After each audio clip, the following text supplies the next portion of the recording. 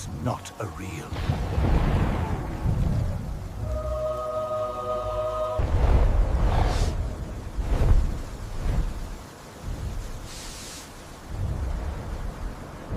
The 40-foot shadow that was Quetzalcoatlus ceased to be a predator. It was now just prey, a colossal, paper-thin target for the storm's malice, a physical, battering ram of air. The wind didn't blow, it struck.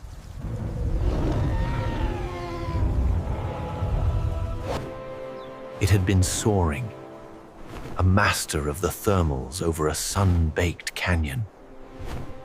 Now, the thermals were gone, replaced by a churning, lightless chaos. Blown miles out, over an iron-gray sea. A sudden, violent downdraft. A stomach-dropping lurch. Panic, cold and reptilian, sparked in its sharp, forward-facing eyes. Sea below, a graveyard of white-fanged waves. This was not gliding.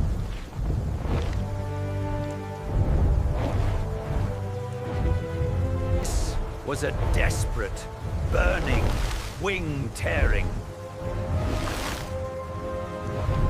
fight.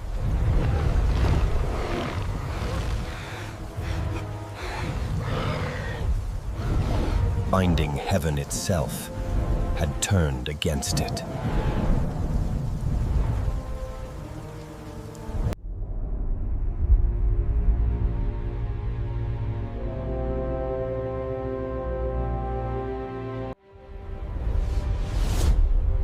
Chapter I. The Tyrant Sky. This was the late Cretaceous, 70 million years ago. A world of volatile extremes, built on a scale we can longer imagine. The airspace was not empty, it was a battlefield. A realm ruled by pressure, heat, and the constant, abrasive wind. For the Quetzalcoatlus, this was home. A creature the size of a small airplane.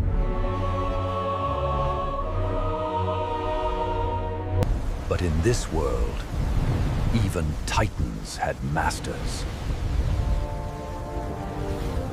Below him, the Western Interior Seaway.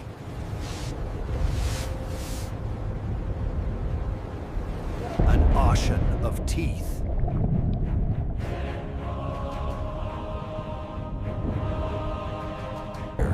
Opportunistic hunters waited for the sky to deliver a meal.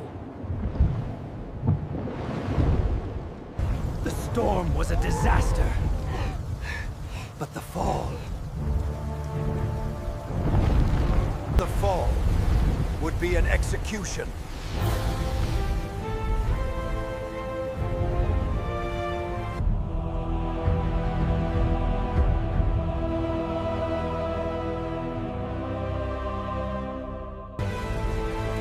Chapter 2.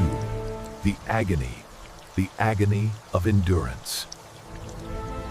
There was no rest, only the burn. His muscles, built for effortless, continent-spanning glides, now screamed in protest against the relentless, muscular flapping.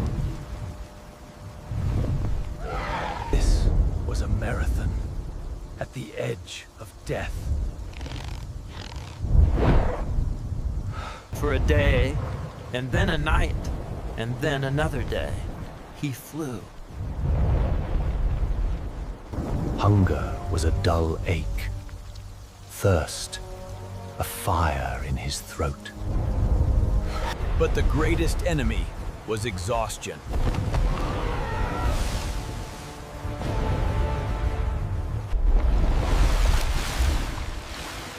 A single fatal lapse in rhythm.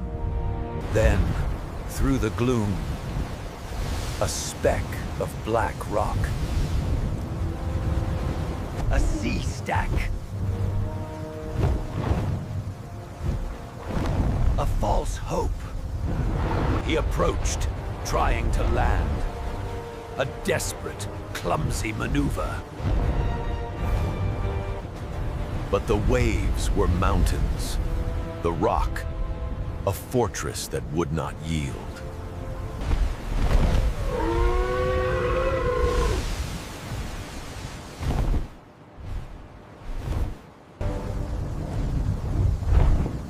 No refuge.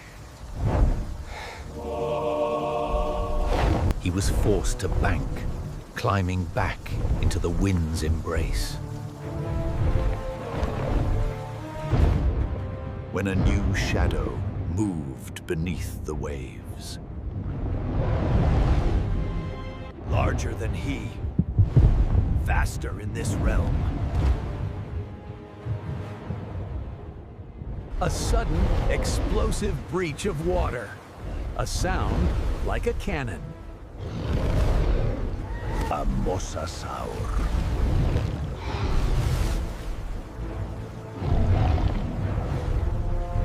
The Quetzalcoatlus, in a burst of panicked adrenaline, veers hard.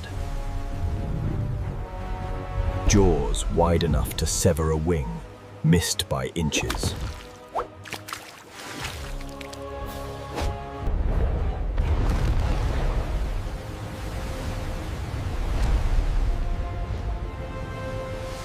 The Skylord did not look back. It just flew. Beaten, terrified, but alive.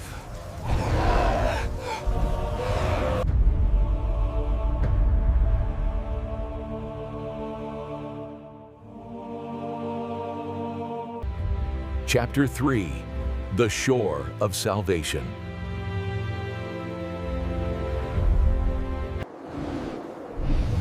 Or perhaps 3. Time had lost its meaning. The wind shifted.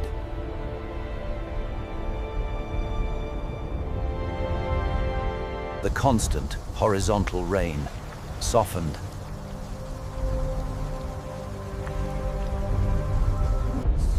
Finally, agonizingly, broke. He flew on, a ghost, an automaton of muscle memory. And then, a scent on the air.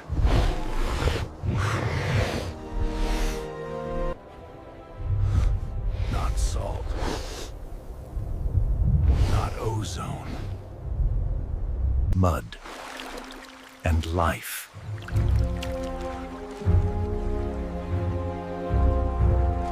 Through the fog, he saw it.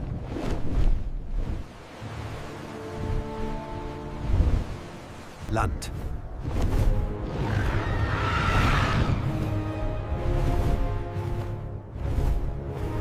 Exhaustion was a poison. His wings were lead.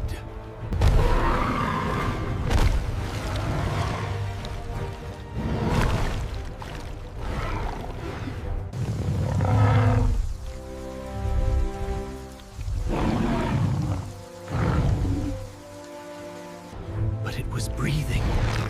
It was. Home.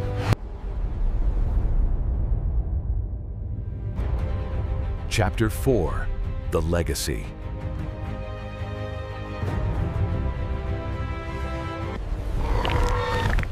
This one animal's ordeal, a dramatization of a life, reveals a profound scientific truth.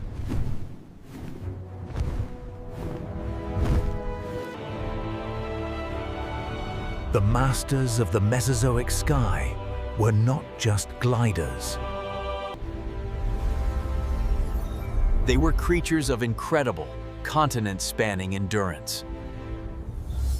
They possessed the power and the will to fight the very sky itself. Perfectly adapted to rule their world.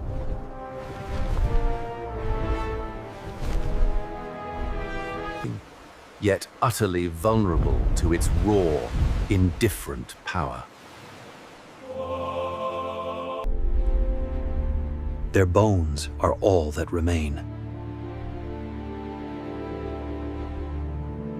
A silent testament to the burdens they carried.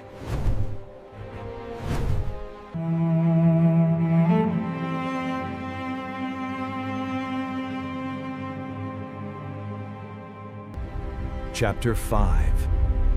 The Echo.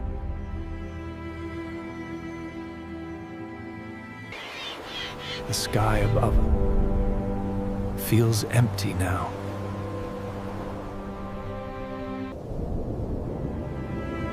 A silent, blue expanse. But it was not always this way. When we look to the sky today,